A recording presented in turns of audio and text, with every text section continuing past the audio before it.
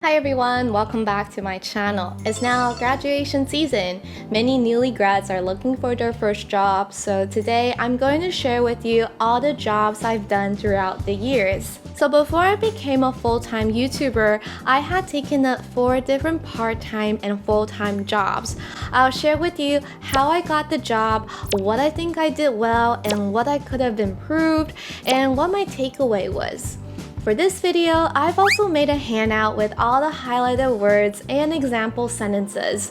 If you want to download this handout, head to lily.english.cool, leave your email, and I'll send it to you. Before we start today's video, I'd like to give a shout out to today's sponsor, 好好。那毕业季到啦，很多同学对于要踏进职场都还是有点焦虑，想要快点补强自己的不足。这时候线上学习就是很棒的资源啦。好学校是全台最大的线上课程学习平台，现在注册就可以免费试看站上700多堂预录、图文、直播课程。我自己也在好好上面上过很多课像是频道经营、设计还有投资相关的课程哦。想要自学新技能的时候，我都会先去好好上面看看有没有相关的课程。那这支影片的最后，我也会提供专属优惠码连结，请大家看到最后哦。Alright, let's get back to the video. The first part-time job I had was being a tutor. I started teaching English and Chinese to middle school and high school students back in 2012.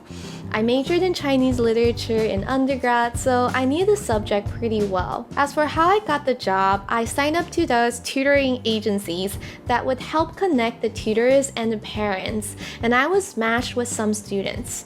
After that, if the parents liked me, they would introduce me to other parents. I think I did pretty well since I was basically teaching the tests that I took myself, the high school and college entrance exams, so I knew my stuff pretty well. One thing I could have done better was probably dealing with students with low motivation. Some middle school kids, they didn't want to be there. They were really squirmy in class, they copied answers, and I didn't know how to handle them, and I got really frustrated myself. But looking back, honestly, I feel like their parents probably felt the same way. That's why they hired me, and just to see if things would change. So I was kind of in a tough spot. Anyways, the takeaway for my tutoring job was a head start in a teaching career, and I partly supported myself through college. And then my second job was being a hostess in a craft beer restaurant in Vancouver. So 2015 was my exchange year in Canada. After settling down, I printed out my resume and went to all the restaurants and stores in my college town. I was really lucky that one of them got back to me. Well, honestly, it was because I just drop in and check for updates every day. Like, hey, did your manager see my resume? Ooh, are you still hiring? I almost dropped by every other day. They probably got so annoyed, they decided to give me an interview.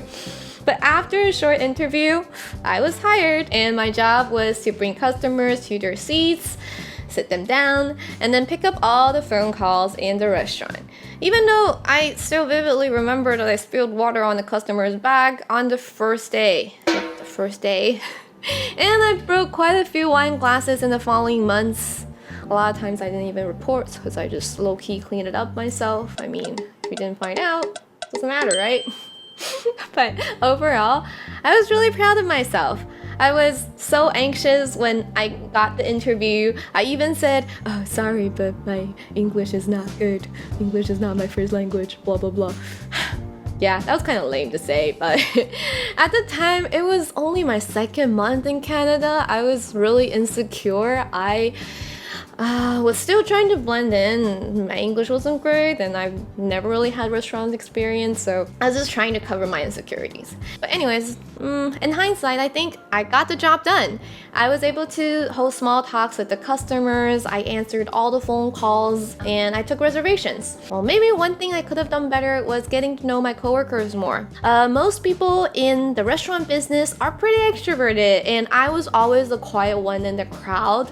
There's nothing wrong with that, but I just wish I still kept in touch with a couple of them. But with that being said, I still felt like I was part of the community. Well, I had two major takeaways from the job. First, having this hostess job really helped me integrate into the community because besides being just an exchange student, that sounds very temporary, I was also a hostess at a really well-known restaurant on campus. So whenever I start a conversation, I would say, oh, I work in blah blah restaurant, and people would be like, oh, you work there? I always go there. I guess by working there, I really had a new identity. I was part of the school community instead of just being someone who's there temporarily. Second, my English speaking improved tremendously, and I gained so much confidence, especially because I had to pick up all the phone calls, which was a huge challenge for my listening skills. And also I had to talk to 10 or 20 strangers every single day. I guess I really built up my small talk skills back then because I would listen to my coworkers and just imitate what they say to other customers.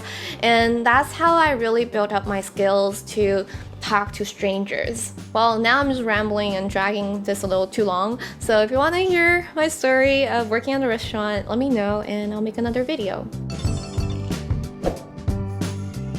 My third job was also in Canada. I was a receptionist at a community center. I started a conversation with one of the customers at the restaurant. Turns out her boss was looking for a part-time receptionist at the community center, which was right across the street. It was such a great opportunity. The pay was slightly higher than my hostess job, and I got to meet some new people.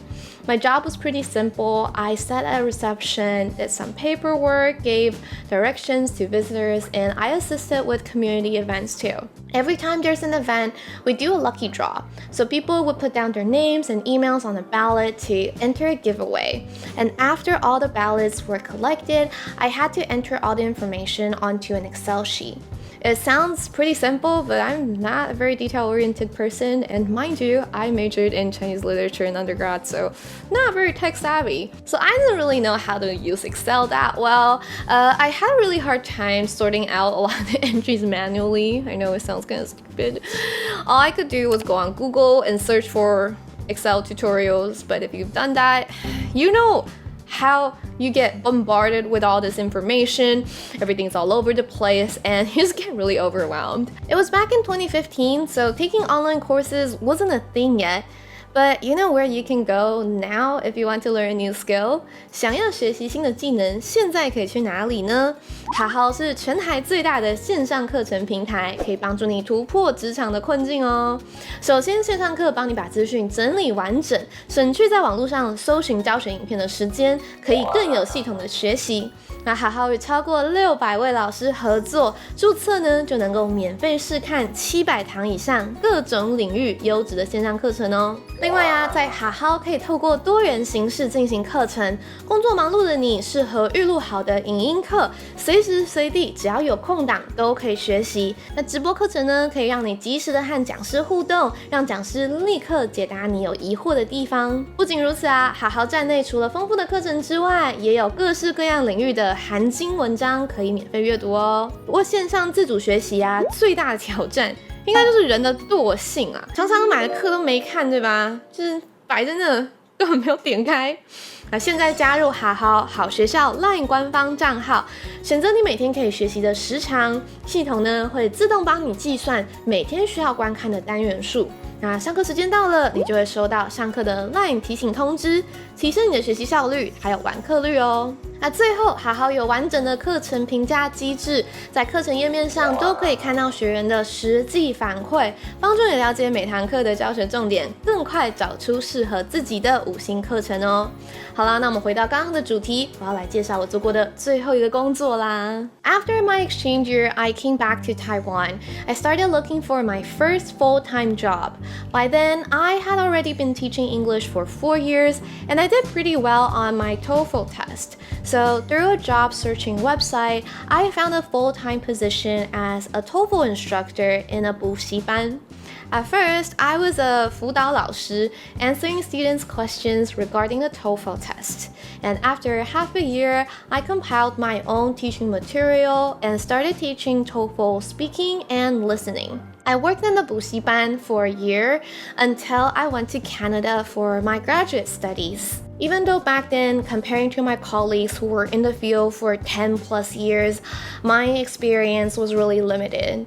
But my boss gave me lots of trust and space, which I'm extremely grateful for, even till this day. I would like to take the chance to send gratitude to my former bosses, 康老师 and Teresa.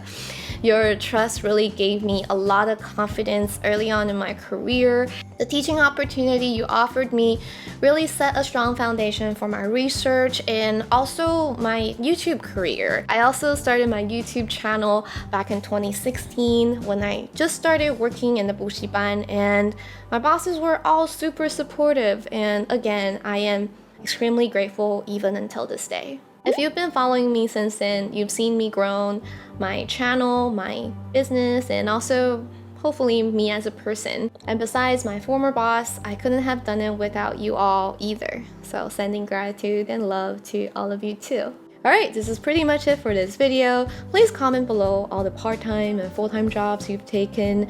I'm pretty curious to find out. You can let me know the interesting ones.